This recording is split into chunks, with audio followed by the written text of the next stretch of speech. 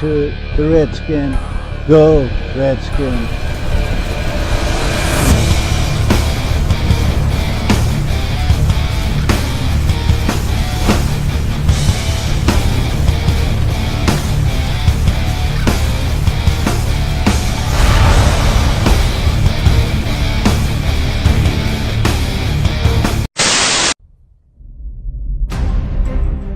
In this league, the good teams win despite setbacks and injuries, despite the grind of the season, despite the adversity of the week before. Learn from my mistakes, let's move on. We got a big one. We owe ourselves one against Tampa. Yeah, we lost some key players. Yeah, everyone wants to write us off. 2 words. So what? We've proven we can turn things around, and we're more than capable of doing it again. Championship teams win on the road. Let's win. 1, 2, 3. 1, 2, 3. Squad. There's 8 games left. Planted by Deron Payne. Ball is out. Picked up for the touchdown. Touchdown! Adrian Peterson all the way.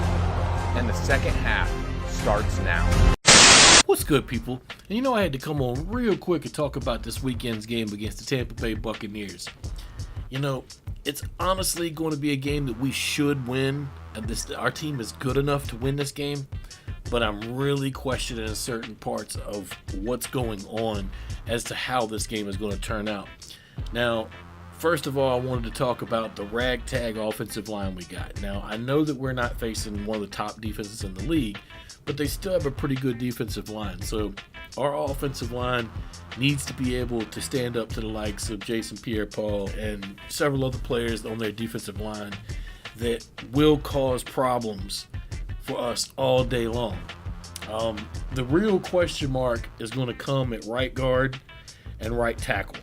At this point, left side seems like it's pretty much sewed up for the moment with Ty Nsekhe and Tony Bergstrom at left tackle and then guard, and then Chase Routier at center. Now, it's kind of unknown what's going on with Morgan Moses. They said they're going to wait until tomorrow and see where he's at tomorrow before they make a decision. They'd like to go with Morgan Moses at right tackle and then Jonathan Cooper at right guard. I guess is where we're going to have to go. We don't really have much of a choice.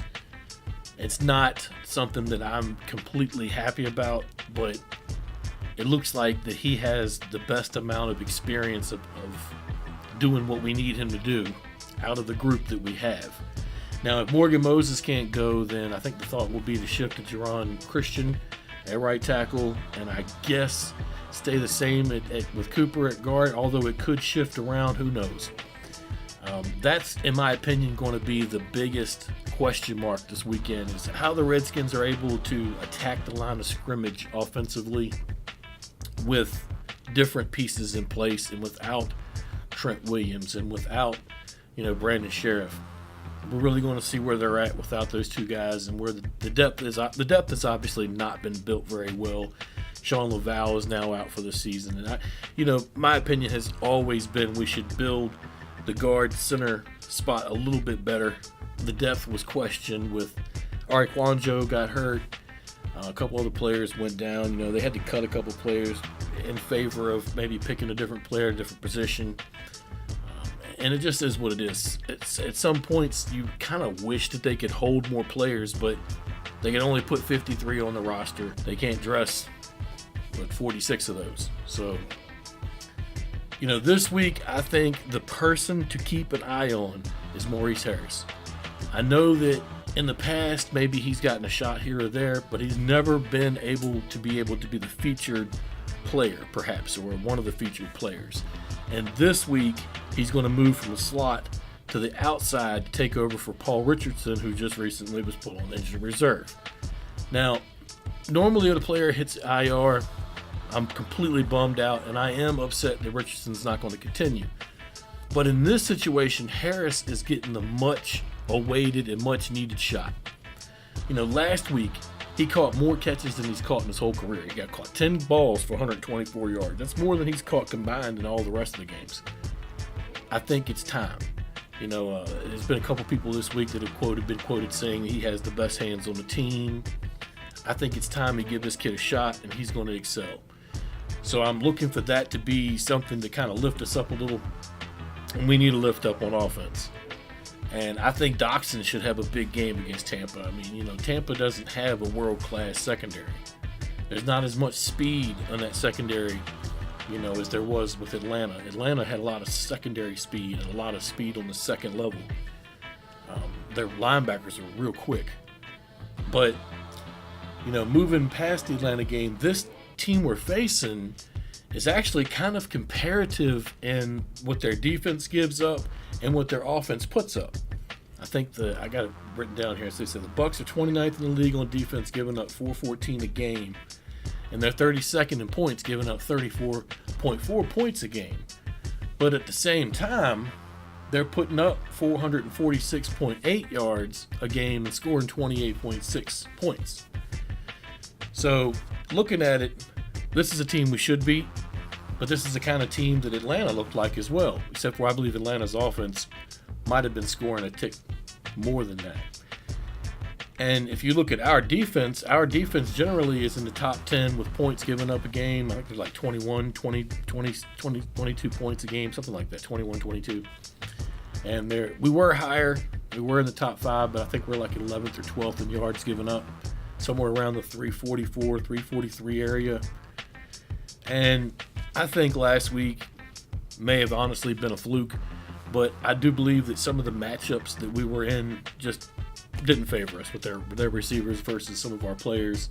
Quentin Dunbar going down did not help. We don't have a lot of experience in the secondary for injuries. We got some players to plug in, but generally, more than a play or two, they may get exposed.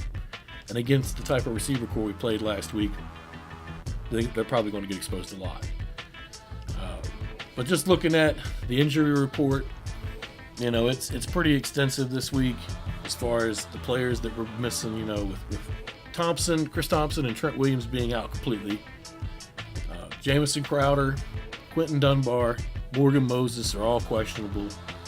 Now, the Quentin Dunbar situation, if he plays, he hasn't practiced all week, but if he were to play, it would change the whole playing field on this one. I do not think he's going to play, which is going to cause a big problem. One, I think Josh Norman will probably mirror Evans, but it leaves a problem of who's going to cover Djax. And we all know plus 40 yards, Djax is going to light him up in the sky. Most teams don't give, or fans, and teams probably don't give Djax the credit he deserves. But I believe our team knows what he can put together in a game. So I believe they will keep a third eye on him, so to speak. Maybe Fabian Moreau covers him. The bad part about it is with Djax is he's going to garner a lot of attention over the top, and it opens up everything underneath for Evans to really expose and kill us. So hopefully they get that all together, and they can prove that games like last week are not going to happen every time we play an offensive team.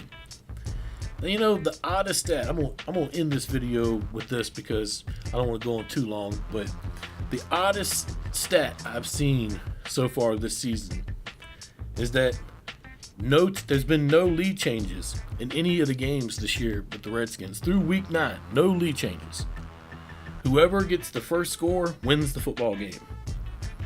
I don't really know how people want to look at that fully.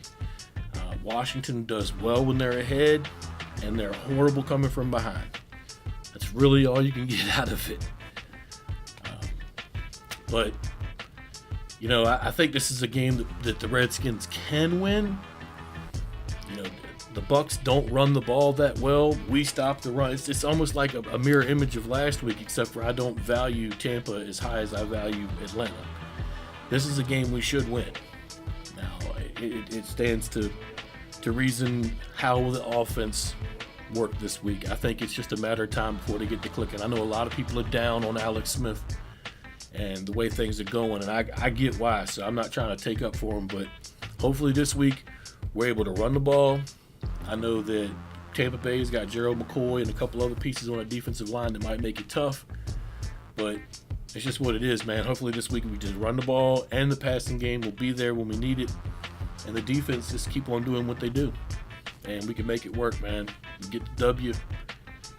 We really need it. Improve to 6-3. All the people in our division, their teams are falling apart. The Eagles are trying to make moves, but they got injuries too. They all want to see us fail. So don't pay no mind to the haters. Just watch the game on Sunday and make your own assumptions. But that's about all I got. Hail to the Redskins. Peace.